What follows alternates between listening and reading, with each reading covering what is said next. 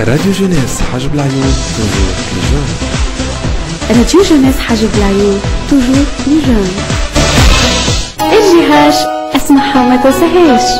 ارجعاش راديو جينيس حاجب العيون. مرحبا بك خويا. وبك اكثر اخويا. تعرفوا عليك سيدي؟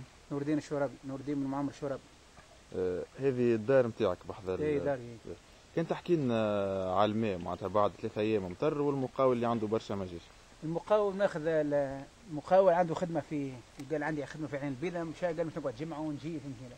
كان بالنسبه للطريق هذا كان كي يجي الماء ينقص الماء شوي يوقع شوي بركه، والماء على علينا تربه من غادي، ولا الماء كل يصبنا جينا لهنا، كل جينا لهنا كتوف هاك كتوف شايف كتوف معناها على عينك يعني. كيفاش عملتوا في التنقل حتى الكراهب ما تعديش؟ تو احنا جينا على رجلينا. ولينا نشقوا في السويني من هنا باش نتعدى. نشقوا ولا ما نشقوا في السويني. قداش عنده المقاول مشيخنا في الخدمه؟ المقاول مشى من الخريف، مشى ممكن عنده اكثر ماشي في شهر ونص كده.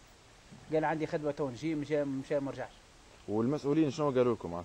يجي مسؤول، ثم مسؤولين. ثم مسؤول ولا ثم من يجاوب؟ ثم من يجاوب، كانوا مسؤولين. ايه تو انت بالباله شنو قاعد تخرج في الماء؟ تخرج في الماء، هو من حاليت ما يصير جاري معناها.